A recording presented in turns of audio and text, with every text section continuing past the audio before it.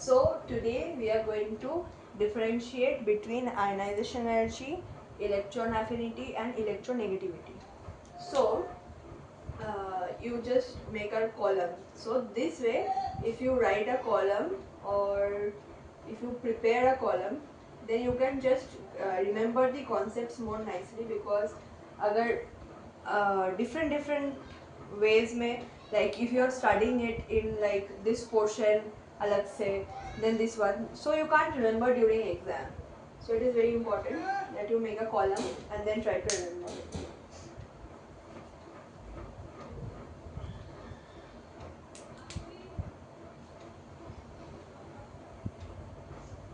Then electron affinity,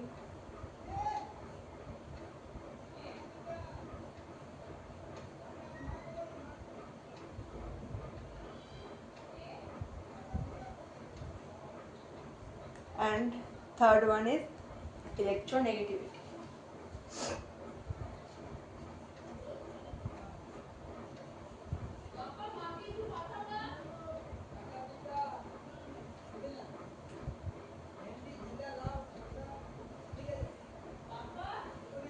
So what is ionization energy?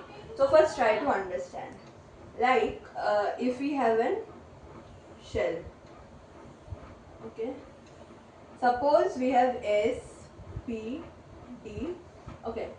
So what is ionization energy? So we have electrons over here, we have electrons over here, we have electrons over here also. So the minimum amount of energy that you need to remove one electron from this outermost subshell, maybe this one is now F1, so this is the outermost subshell. So you want to remove an electron from here. So the energy you need to remove this electron from the outermost subshell or the valence shell is called the ionization energy. Okay. Electron affinity is the opposite thing. What is electron affinity? You want to add an electron in the outermost subshell. Okay. So when you add an electron, the energy that is getting released, is electron affinity. And what is electronegativity? Electronegativity is when you have a covalent bond between two atoms, creating a molecule. So one atom tries to pull the electron towards itself. So this is electronegativity, and electronegativity is not a parent property. It is gained from time to time. Okay. So now just write the definitions, what you have understand. Let me write.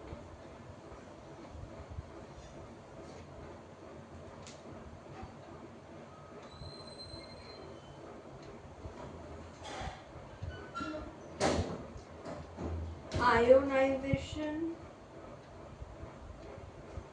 energy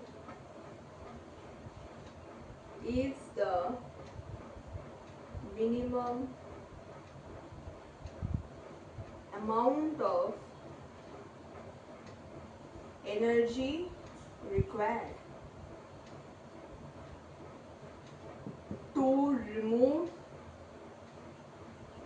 an electron from the outermost valence shell of an gaseous atom, because in gaseous atom the electrons are far away from each other, is called ionization energy. Okay. Similarly, what is electron affinity, right? Electron affinity is the energy released. Right? Is the energy released when we add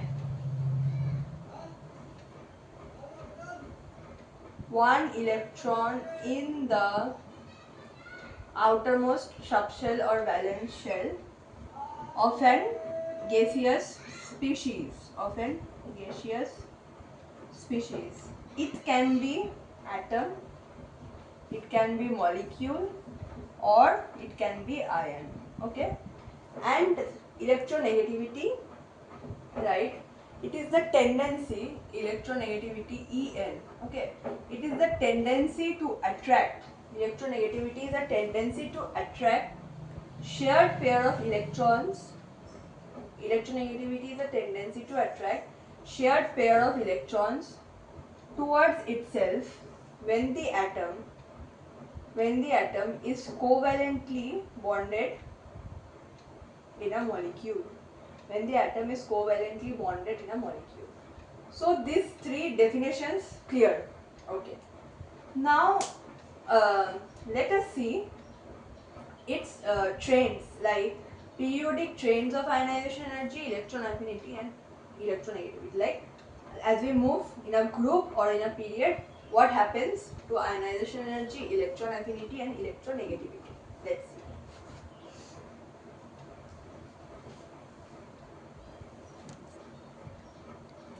So I have created the structure over here. Okay, so over here you can see how I have presented it. Like just look at this one. Okay, we are going to understand the difference in the periodic trains in a group, in a period. Okay, so I have just created a heading, तो वहाँ पे gap है. उसके बाद जो difference है वो हम लोग एक एक के बारे में देखेंगे, इसलिए लाइन खींचा हुआ है.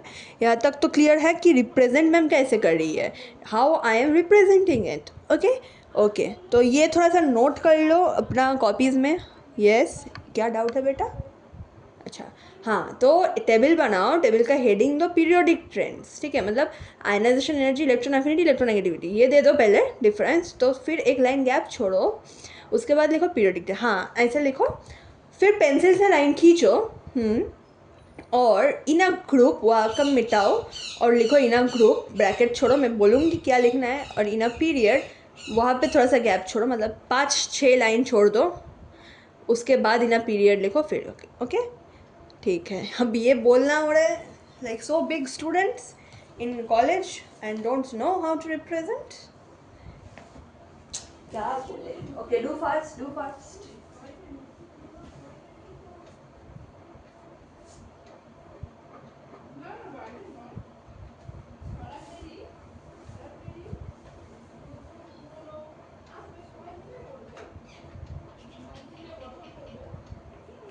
ओके हो गया.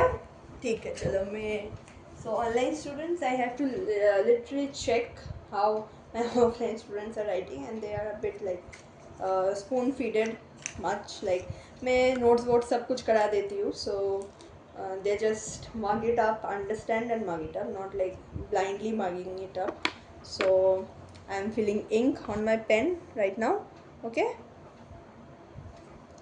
उसके बाद we are starting it. Okay, जो आप लोग ऑनलाइन हो, अगर आपको इसमें प्रॉब्लम हो रहा है तो you can just skip this portion, right? You can just, you have the option, you just forward it, this portion. Okay, and those who are trying to take a class feeling, like class के जैसा feeling लेना है and understand in class, so you can just stay here to me what I am saying. okay. तो let's start now. In a group, in a group में क्या होता है, चलो देखते हैं ग्रुप में क्या होता है. तो ग्रुप में ब्रैकेट क्यों छोड़ी हो? How we move in a group, from up to down. जो पीरियोडिक टेबल होता है ग्रुप में कैसे मूव करते हैं हम लोग, फ्रॉम अप टू डाउन, तो वही लिखना है वहाँ पे. ओके चलो let's write it. Okay, in a group up to down. okay,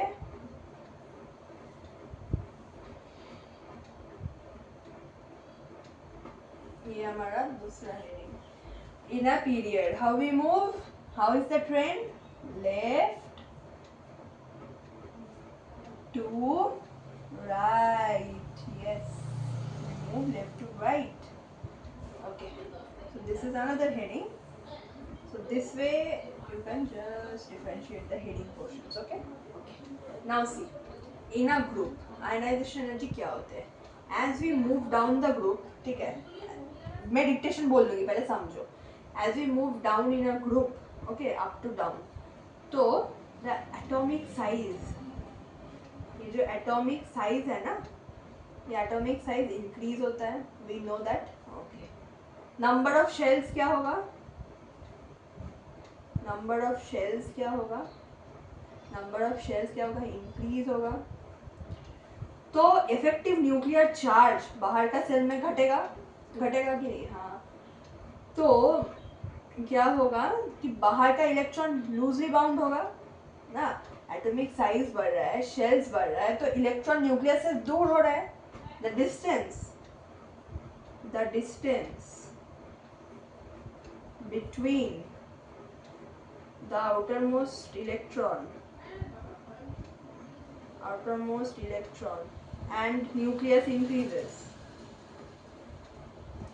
तो एक इलेक्ट्रॉन रिमूव करना इजी हो जाएगा ना, क्योंकि वो तो भाई देखो ऐसा था, ठीक है, इंक्रीज हो रहा है एटम साइज, तो बाहर जा रहा है ना, इलेक्ट्रॉन बाहर की तरफ है इस शेल में, तो न्यूक्लियस से दूर है बहुत.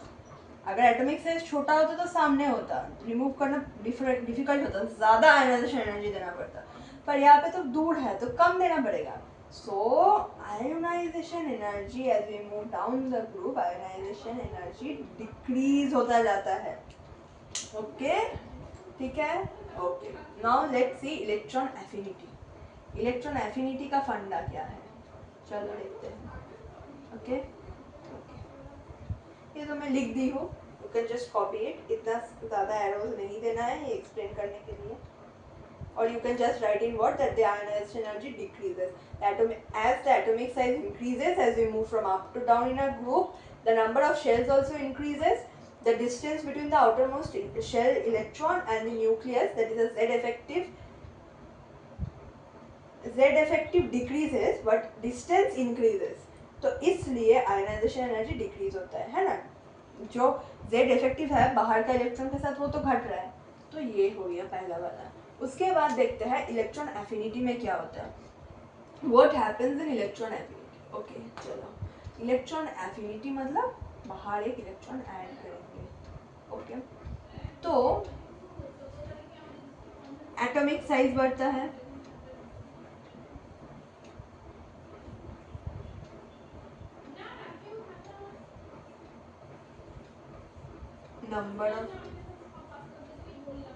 नंबर ऑफ शेल्स बढ़ता है. ओके, तो यहाँ पे सेम होता है ना कि जब तुम इलेक्ट्रॉन दे रहे हो, दूर है न्यूक्लियस से, तो इलेक्ट्रॉन एफिनिटी भी घटेगा. मतलब जब तुम एक इलेक्ट्रॉन ऐड करोगे तो लेस एनर्जी रिलीज होगा. Okay, same thing. Electron negativity का फंडा देख लेते हैं. चलो, एटॉमिक साइज बढ़ रहा है, I am not writing that anymore. Number of shells बढ़ रहा है as we move down the group. तो the tendency to attract share pair of electrons, ये भी तो कम घटेगा ना, कि जो तुम्हारा इलेक्ट्रॉन नेगेटिविटी है वो भी घटेगा, क्योंकि when you are having electrons in the outermost shell, तो you are away from the nucleus, तो पॉजिटिव चार्ज से वो दूर है, तो उसका वो उत्सुकता, वो इच्छा कम होगा इलेक्ट्रॉन लेने का, क्योंकि वो ऑलरेडी बाहर के तरफ है और बहुत अच्छा से शील्डेड है. एस है, पी है, डी है, तो why will it look for another pair of electron. So this will also एक tendency to attract share pair of electron. उसका एनर्जी घटेगा शील्डिंग के वजह से, तो इसलिए वो भी होगा. ये समझ में आ गया. खुद का भाषा में लिख लो अभी कॉपीज में. मैं देख के आती हूँ how my students have written. Okay,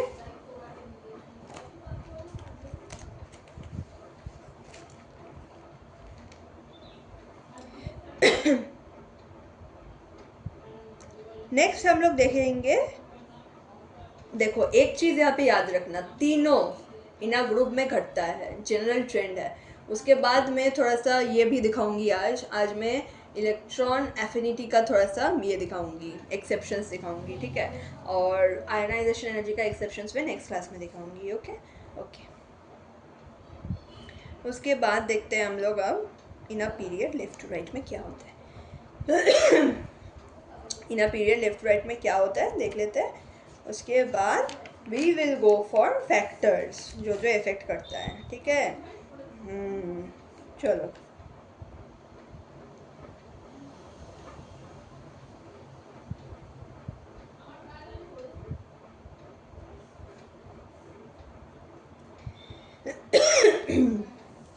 ठीक है, शुरू करते हैं। रेडी?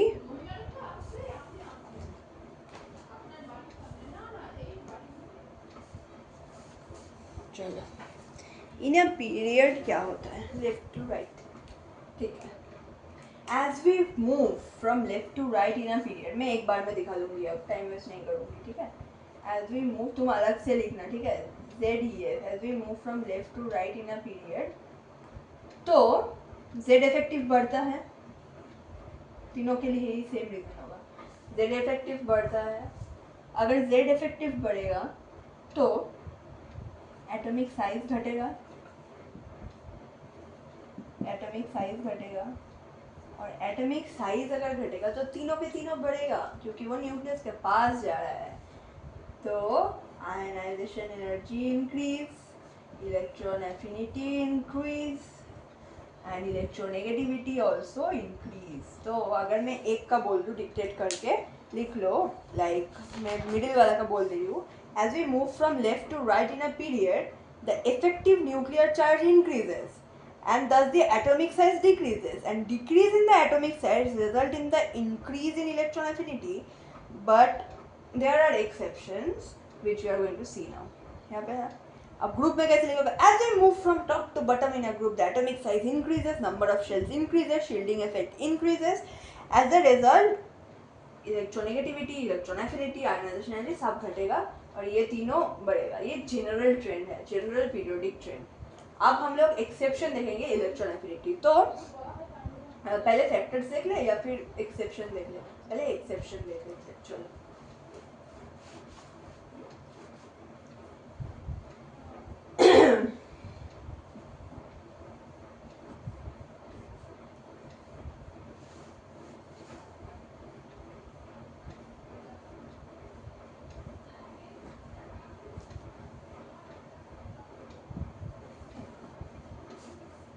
ओके, पहले इलेक्ट्रॉन एफिनिटी हम लोग देखेंगे, ठीक है।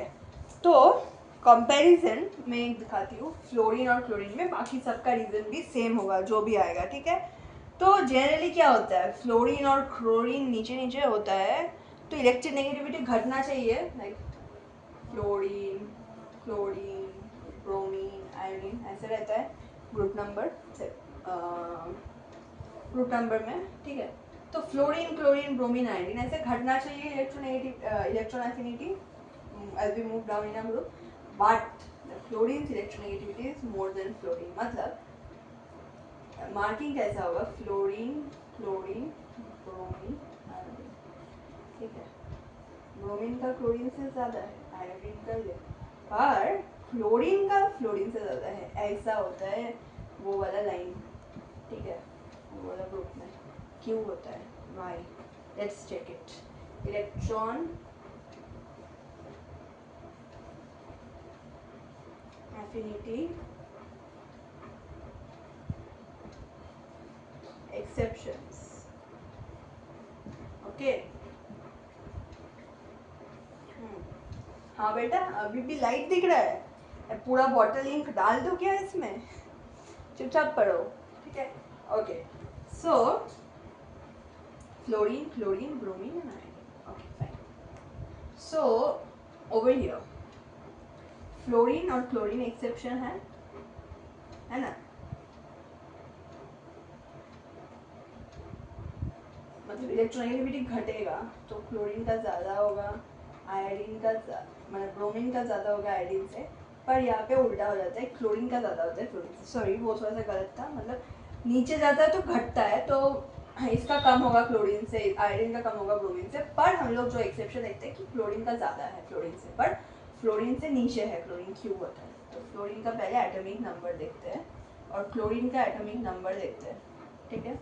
तो इसका तुम ये लिखो इलेक्ट्रॉनिक कॉन्फ़िगरेशन लिखो 1s2 2s2 2p5, ठीक है। तो ये एक शेल हो गया, ये एक शेल हो गया। इसका देखो 1s2 2s2 2p6 3s2 6 7 8 9 10 11 12 13 14 15 16 17 3p5, ठीक है। ये हो गया।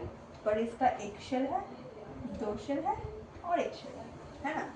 तो अगर इसको ड्रॉ करें, एक शेल हो गया, ये दो शेल हो गया, ठीक है। मतलब यहाँ पे न्यूक्लियस है, ठीक है, ऐसे पकड़ो इसको, न्यूक्लियस है, पॉजिटिव चार्ज है यहाँ पे, ठीक है।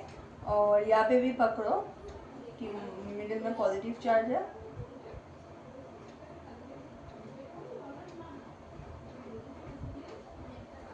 तो मिडिल में प्लस है, उसके बाद एक शेल है, दो शेल है, तीन शेल है।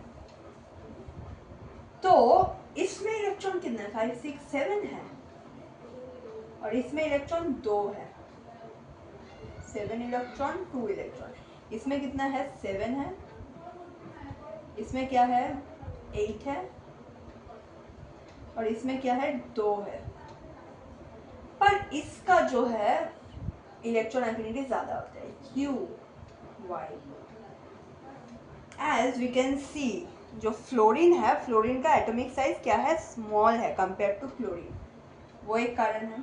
दूसरा है कि इलेक्ट्रॉन डेंसिटी बढ़ जाता है 2p में, पर 3p का साइज बहुत बड़ा है, तो वहाँ पे भी 7 इलेक्ट्रॉन है पर वो उतना क्लोजली कॉम्पैक्ट नहीं है, ठीक है। तो व्हेन वी ऐड इलेक्ट्रॉन, तो इलेक्ट्रॉन जो रिपल्सन होता है, दूसरा इलेक्ट्रॉन ऐड करने से इलेक्ट्रॉन रिपल्सन यहाँ पे कम होता है, पर यहाँ पे इलेक्ट्रॉन ऐड करने से इंटर इलेक्ट्रॉनिक रिपल्शन बहुत ज़्यादा होता है साइज के लिए, ठीक है। तो 2p का साइज बहुत ही कॉम्पैक्ट है, इलेक्ट्रॉन ज़्यादा है उसमें, तो इलेक्ट्रॉन का डेंसिटी ज़्यादा है। और दूसरा इलेक्ट्रॉन अगर मैं यहाँ पे ऐड करूँ तो इलेक्ट्रॉन रिपल्शन होता है, पर यहाँ पे जो है कि बाहर का 3p वाला जो है उसका साइज बड़ा है, उसका शेल का साइज बड़ा है, पर वहाँ पे भी 7 इलेक्ट्रॉन है, पर क्योंकि साइज बड़ा है तो इलेक्ट्रॉन का डेंसिटी कम है। और इलेक्ट्रॉन का डेंसिटी मतलब इलेक्ट्रॉन बहुत अच्छा से स्प्रेड है, ठीक है। अगर ऐसा ये वाला 3p का है तो इलेक्ट्रॉन एक यहाँ पे है, एक यहाँ पे है, एक यहाँ पे है, एक यहाँ पे है, 4 5 6 7, तो स्पेस फका है यहाँ पे। पर अगर उसका देखें तो उसका छोटा है 2p, और इलेक्ट्रॉन एकदम कंजस्टेडली 7 इलेक्ट्रॉन यहाँ पे स्प्रेडेड है, ठीक है। तो जगह कम है तो इलेक्ट्रॉन रिपल्शन होता है जब दूसरा इलेक्ट्रॉन जाता है, पर यहाँ पे इलेक्ट्रॉन रिपल्शन कम होता है, ठीक है। इसलिए क्लोरीन का इलेक्ट्रॉन एफिनिटी फ्लोरीन से ज़्यादा है, ठीक है। बाकी सब में तो सेम ट्रेंड चल रहा है, नो एक्सेप्शन, ओके। अब हम लोग देखेंगे फैक्टर्स इफेक्टिंग तीनों, आयनाइजेशन एनर्जी, इलेक्ट्रॉन एफिनिटी और इसको देखते हैं कि इलेक्ट्रोनेगेटिविटी, ठीक है। इस वीडियो को यहीं पर एंड करते हैं, दूसरा वीडियो में स्टार्ट करते हैं, तो इजी होगा अपलोड करने में भी, मेरा इजी होगा, कम टाइम जाएगा, ठीक है। एक साथ आ जाएगा दोनों वीडियो, डोंट वरी, ओके।